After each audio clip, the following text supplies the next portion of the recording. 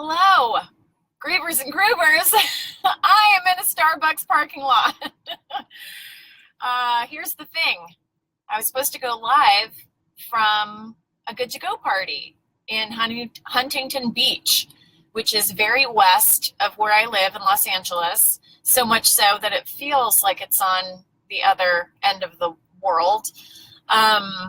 And so the traffic was bananas. I was supposed to, the party, the Good to Go parties at 5.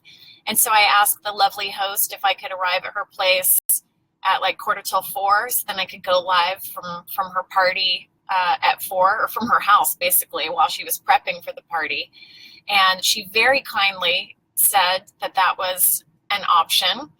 And then, as of course any Los Angelian knows, traffic is a nightmare. And I left my house at 2. So I allowed an hour and 45 minutes to get to Huntington Beach, and I'm still not there. So I, instead of stressing out and thinking I would do a Facebook Live later, I just thought I'll pull over and do it in a Starbucks parking lot. And it's slightly awkward because the van next to me, right there, there's like dudes just sitting in there hanging out. So I look like a crazy person going live from my car in a parking lot. But welcome to my car. It's an orange VW Beetle. So we're gonna I see a couple people starting to tune in. Let me know where you're from and what your thoughts are. Hopefully sending some love. Hi, thank you. Hearts to you. So we're talking about Swedish death cleaning, among other things. And I wondered if any of you watching out there have had to clean out a home or a space of a loved one after they've passed, or maybe they're downsizing. Hi, Melanie from Cape Cod. So we're just talking about if you've ever had to downsize or clean out a house of a loved one. And basically the Swedish death cleaning craze, there's a book coming out. I think I posted a cover of the book on Instagram. And it's essentially, it's almost like the Marie Kondo or Kondo of, what is it? The magic art of decluttering, or magic art of tidying up, or something. But anyway, this is applying to death. So basically they're saying the same thing, which is go through your place and take out anything that's not essential or sentimental. So I'm wondering if you guys have ever had to do that, and if you found it cathartic, if you thought it was a pain, if you had other people helping you, if you did it by yourself. Melanie says you've had to do it with 2 sisters. Yeah, it's but I've learned, I mean, I had to clean out my granny's place while she was alive, but she was in a nursing home, so we had to sell her home in order to fund her care. So I was tasked, because I was her power of attorney, I was tasked to clean out her place. And she had lived there for 40-something years, maybe 50, and she was the youngest of 11, so she had all of the stuff of all of her dead brothers and sisters and her parents. And so it was awful having to go through her house. Then before that, I had to go through my mom's house after she passed away. And I had a talk with my dad, who was still living at the time. And I said, look, let's go through your place now while you're upright, while you're young and healthy. And, let's do this while I can talk to you and say, do you want to keep this and why? Or what's the story behind this? Or, what's going on? So we ended up putting on some 50s music, and he didn't feel like going through the whole house. He was getting ready to move anyway, but he said, well, we'll do that later. And I said, well, just at least go through your desk. Let's just at least go through, what's in your desk. And there was a whole garbage bag full of stuff that we cleaned out of his desk. And he even said to me, he said, I can see how this is more fun than it would be if you were stuck doing this by yourself when I was dead. And I was just like, bingo, in one. That's why I'm asking you to do it. So, yeah, Melanie says, wow, that's a lot. I know. Welcome to my world. But the thing that I realized was, oh, there's an angry face. It always cracks me up when an angry face goes by. Because someone is angry. So they have to express the anger. Better out than in, I always say. But after the third house that I had to clean out, so I did have to eventually clean out my dad's place after he passed away. And luckily, because I had helped him while he was alive go through, and then he actually went through the garage without me. You know, when it came time for me to have to clean out his place, he had done most of the donkey work. And so I can't even express to you how much easier it was, dad helping me out and having gone through his thing, you know. And along the way, he'd call me and say, oh, do you want this? Do you want that? Or I'd say, no, don't worry about it. Or, you know, we can always take that to charity, or we can donate that, or, you know. So it was really good to have that sort of input from him while he was alive. So one of the things that really surprised me was it can be a cathartic thing. Now, don't get me wrong, when you're grieving someone you love, especially if it's a really close person, it's devastating, and you're just wearing that heavy grief suit. And the last thing you want to do is to have to be present, answer questions. I mean, you've already got all the death duties that you're handling, and then you've got to clean out a place on top of that. And a lot of people don't have the luxury of time. You know, a lot of times they're just like, oh no, well, we've got to get this whole place cleared out before we have to pay another month's rent. Or, you know, I've heard horror stories from clients about landlords, you know, having zero sympathy if someone's passed away and just forcing you to just go through it. Other clients, you know, it takes them a really long time, but if they have the luxury of time, they decide to do it at a later date. Personally, for me, it was traumatizing to have to kind of get it all done, but at the same time, I'm glad that I went through it. You know, I do believe it is a crucial part of the healing process and the grieving process, because you're holding items that your loved one once held, or that your loved one last held. It's bringing up memories. You miss that person even more. Yeah, Melanie's saying it's super stressful having to do it ASAP. I know. I was a little under the gun with almost all three of the houses I had to clean out, all for different reasons. But I could have just boxed stuff up and put it in a storage space and decide to tackle it later. But I thought best to just kind of pull the Band-Aid off and just do it as soon as possible. I was lucky with my mom. I had a couple of my mom's friends that were lovely and decided to help, and you know, but they had limited time. They couldn't ask off work for weeks at a time. So, you know, they helped out. But I really do think that it can be a very healthy part of your grieving process. I almost wonder if, hi, Candace. Well, Candace's ears must have been burning because we're talking about cleaning out places, and Candace very kindly came over to my mom's place to help me clear out stuff. But I do feel it can be a very healthy part of the grieving process. And you just have to force yourself to do it. But it's so much easier if you can help your parents or your grandparents or your loved ones along in the process while they're alive. I've got a friend who shall remain nameless, but I've been to this friend's place, his parents' place, and there's a lot in the basement, a lot. And I keep saying to him, go through it with your parents while they're alive, while you can still make memories. That's the thing. It's like you can make memories while you're cleaning out a place, whether it's your parents or your grandparents or a loved one. You can actually, have fun and go through and say, do you really need this computer magazine from 1991 or 1985 or whatever, and you can just talk about it and make fun, and, you can actually make some fun memories and get the stories from your loved ones about some of the items that you're going through. That's a thing that's really great too, is to have those stories. But it's tough. So I'm just wondering if you guys have have had to do that, and how have you brought up the conversation? Have you talked to your loved ones while they're living to see if, that's something that they'd want to do with you?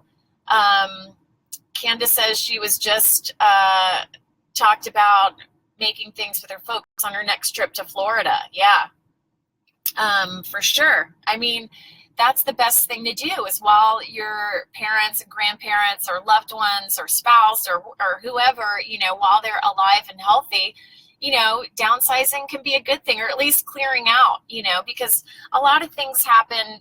I know a lot of people, their parents have stayed in the family home forever. It's just good to clear it out. I always tell my clients, you never see a U-Haul behind a hearse, because they might have to downsize eventually. Maybe they will have to have surgery or something and then go to rehab and then maybe never come back. I mean, that's the thing that was so heartbreaking about my granny, is that she had a stroke and she was hospitalized, but then she had to go straight to a nursing home. She never got to say goodbye to her place, and she didn't even get to pack a bag of things that she wanted. Later, after my mom died, and then I flew back to Ohio to, be with my granny, I later took her to the home to say goodbye before I cleaned it all out. And, but it was, it's such a painful thing. So it's just good to kind of, move the process along while everybody's alive and healthy, so they can do that. Hey, Jonathan. He says, yep, nobody's getting any younger, eh? It's true. I mean, even after cleaning out 3 places of my loved ones, I downsized in my apartment, and that's the thing a lot of people don't think about too, is that, I'm single without any kids, but if suddenly this palm tree that's in front of me lands on my car right now and squishes me and I die, somebody is going to have to go into my apartment and go through my things. I don't have any living family left over from life. So an unlucky friend of mine, who I've already designated, but and given instructions to, is going to have to go through my stuff. So I'm trying to. I mean, I downsized a lot, but I could still stand to do a little more. Melanie also says, I took your advice and I'm going to interview my dad about his life and record it. He's willing to do it, but he's also nervous. Have a few drinks. Liquor them up. No, we shouldn't be nervous. It's just a conversation, and I think that that's fantastic. I love that you're going to interview your dad, and I hope that you get some good stories out of them. And even if they're not brilliant stories, just memories, just his recollections, his thoughts, where he's coming from, his perspective, I think will be really enlightening for you. Oh, Melanie says, thank you for the recommendation. Well, you're welcome. I do recommend to clients, to have their loved ones fill out the good to go paperwork. But if, for example, you've got parents or grandparents who might be too old to actually sit down and be able to write, whether it's their, whether they can see or, write steadily or whatever it may be, you can always just record them and ask them the questions that are in the good to go booklet. You can just have that to hand, and then guide them through it, as long as you get the answers in some form. And I say, just talk about it, start the conversation. The conversation project is an actual thing, and they keep saying, start the conversation. And I would like to second that for sure. I highly recommend, talking to your loved ones about what your wishes are, and writing them down, and if you can't write them down, then record them, telling you what they are, so you can have something to refer to. So back to cleaning out. I'm sorry, I don't have my notes in front of me because I'm in the car. I'm wondering if you could maybe, I was going to say, can you see the palm trees behind me? And I can go through the drive-thru and get you guys a latte if you want. Let's see. Oh, I wanted to talk to you because we're running out of time, but wanted to talk to you. Next week is Halloween, and then we're going to go live the day after Halloween. So I want all of you to have a lovely and safe Halloween. Wondering if anyone's going as anything deathy. I was tempted to turn up to this good to go party that's going to be happening in 45 minutes dressed as the Grim Reaper, But I thought, well, no. And then I thought, well, maybe I could maybe make it a little less scary. I could call myself the Prim Reaper or something, but it's so hot here. In fact, it's 85 degrees where I am right now, but it was 103 yesterday in Los Angeles. Literally, I've just been like laying around my apartment in 2 coconuts and a thong. It's hot, people. It's very hot. Global warming is real. The struggle is real. But actually I'm kind of chilly because I've got the air full on in the car.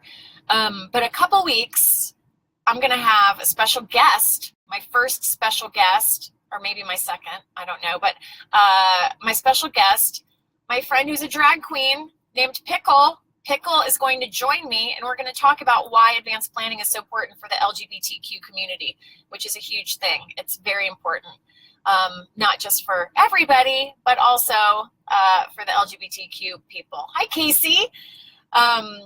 For those of you who are just joining me, I don't normally go live from a random Starbucks parking lot, but you know, the traffic turned out to be a little crazy, and I didn't want to let you guys down. I am nothing if not consistent, so I thought I'd pull over, but it's only slightly awkward because the guys in the there's like 2 dudes in this van just like chilling, talking, like for like some kind of, oh, the video is breaking up. Oh no, sorry. I can't do anything about that. Unfortunately, I'm on the Starbucks Wi-Fi. So apologies in advance if this is higgledy-piggledy. It's been cobbled together. Hi, Claire. Where's everybody talking from? I know Jonathan's from Wales. We've got an Ohioan. Woo, shout out to Ohio. Hi, Ann Hutchins Murphy. How are you? Ann, we're talking about cleaning out houses after someone's passed. Woo, it's so emotional and so hard to do.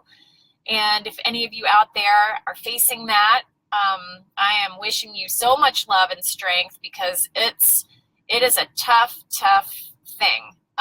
But I do feel it can be a cleansing, cathartic thing too. Doesn't mean that it doesn't hurt any less or that it's any less difficult, but it takes a lot of brain space, especially when you're grieving, to have to clean someone's place out. So please talk to your loved ones and go through their things with them while they are alive, and have the conversations. You know, whenever I used to go over to my granny's, and my granny lived in Ohio, and I haven't lived in Ohio since 1993, so I would only be able to go back and visit for days at a time. But when I would go visit Granny, she would take me upstairs to her bedroom and get her jewelry box out, and then go through each of her rings and say, you know, this ring was given to me by my favorite teacher who I was named after, Sarah Bell, and she gave this to me when I was a little girl, and I still have it. And, you know, and she would like tell me all these stories about her jewelry and say, you know, you're going to have these someday. And it was always so comforting, and it was kind of like a fun, it wasn't a game, but it was just a fun thing to do whenever I went to Granny's. And sadly, she had to have some in-home care. She did not want to be, want to have to go to a assisted living facility. I mean, who does really? But so my mom tried to get some in-home care for her, and the in-home carers stole everything. They stole all of her rings. It's so heartbreaking when I think back on it. But those memories of going through her rings and having her tell me the stories about them, you know, those still live in my heart, and those are still in my memories. So it's important to, you know, have those kind of conversations with your peeps. Hello from Seattle. Hey, shout out. I got to get up to Seattle. I've never been there. As much of a music person. Oh, here comes a mad face for that. Oh, Melanie, you crack me up. I've got to get up to Seattle. I'm such a music loving person, and I've never been there, and I've got such good friends. Tons of angry faces. Okay. It still makes me laugh. Let's see. So what are you guys doing for Halloween next week? Really quickly, we'll diverge from the Swedish death cleaning for a moment, and I'm wearing my Halloween earrings because there's only so many days that you can wear them in Rocktober. I told my friend, or a friend of mine who's married with kids said, will you join me in trick-or-treating, taking my kids around the neighborhood, and would you want to dress up with me? And I said, sure. But a friend of mine said, oh, are you dressing up for Halloween? I said, yeah, I'm going trick-or-treating with a friend. And she's like, aren't you a little old for that? I was like, wait, you're not in my mind. I'm not actually going to trick-or-treat. I'm almost 50 years old. I'm not actually going door to door. I'm just accompanying a friend, but it is still fun to dress up.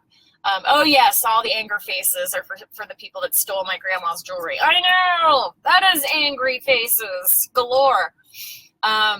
So I'm not going to tell what my costume is going to be. It's a little different, but I'm probably going to post some photos on Instagram. And so you guys can follow me on Twitter and Instagram. And that's at Good to Go Peace, as in peace and love. And I've got to go. Thank you so much. I think I commented on everybody's lovely comments for pitching in.